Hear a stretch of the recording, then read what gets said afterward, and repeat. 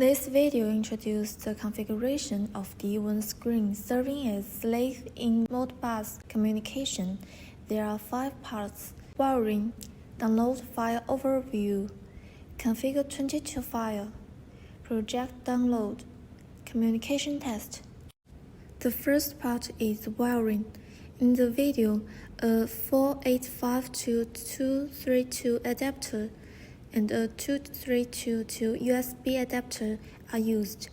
Connect 485R plus to the screen phonics terminal block A plus R minus to B minus. In addition, the screen requires a 12-volt power supply. The second part is an introduction to the files that will be used in this tutorial. This includes the download files and the modbus setting guide for T5L and the instruction file. Download the file contains the UI interface, 13 and 14 files, 22 config file that needs to be rewritten to enable modbus slave mode, ICL files, dwin file, necessary for modbus slave protocol.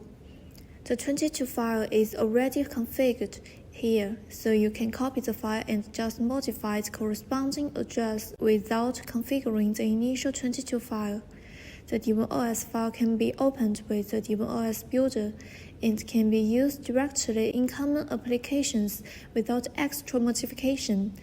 The modbus setting guide describes the corresponding instructions for the master and the slave and OS file. For understanding the meaning of the 22 file 16-byte configuration and the meaning of the 16-byte instruction parameter configuration. The instruction file is used for test.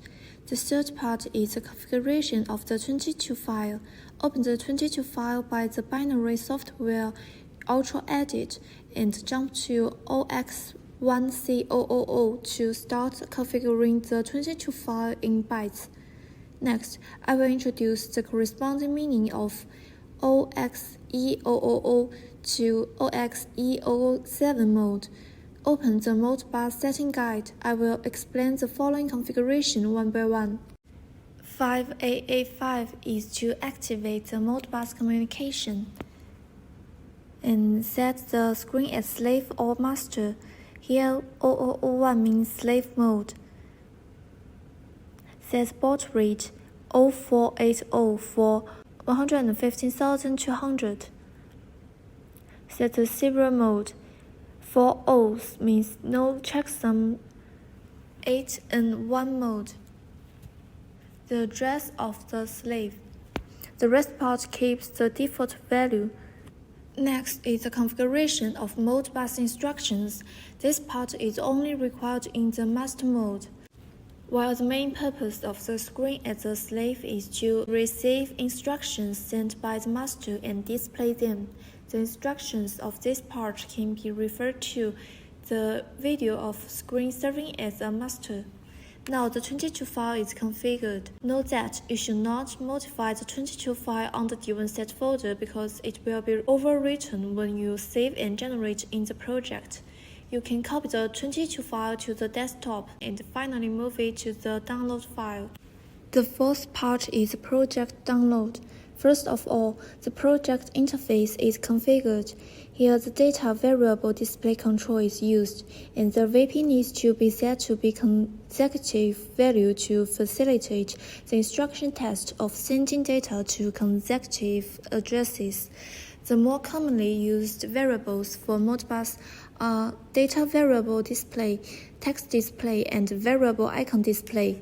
Click the control, draw the size on the background image, and set the corresponding VP and parameters. Note that the value of VP should be set to 1000 and above. I have made a project here, and you can refer to my configuration. After the project is completed, click Save and Generate. The controls and parameters will be generated to the configuration files. Download the configuration files to the screen to achieve a variety of display and functions. The download steps are as follows: copy the configuration files plus dwin file plus configure 22 files to the SD card dwin set folder for burning. In the fifth part, we will perform a communication test by instructions written according to the descriptions in settings guide of modbus slave interface. All 3 instructions is to read the variable space. All 6 instructions is to write data to single variable space. 10 instructions is to write data to consecutive variable space. I have written the test instructions here, which is available for your reference. Open the project and remember this consecutive VP. I have written the instructions to SS count here beforehand.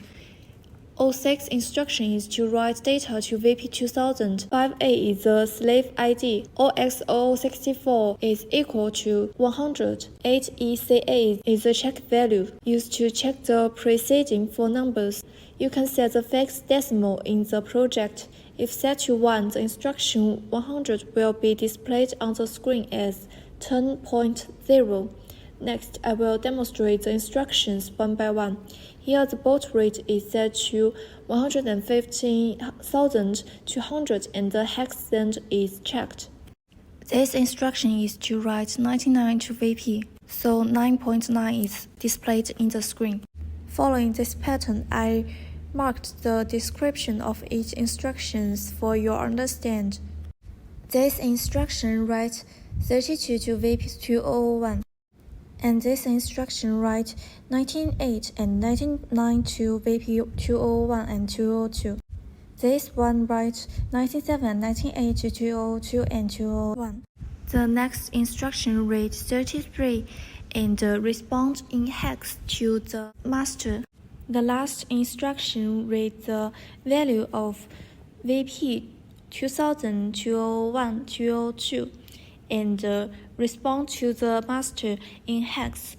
You can see the corresponding value in screen and the computer. This test is a one-to-one test because modbus belongs to the half-duplex communication. If you want to do a one-to-multiple test, you may need to send a command several times to succeed. In this case, you can use dwin builder to open the dwin file and comment out 681 to 694 before testing. Thank you for watching.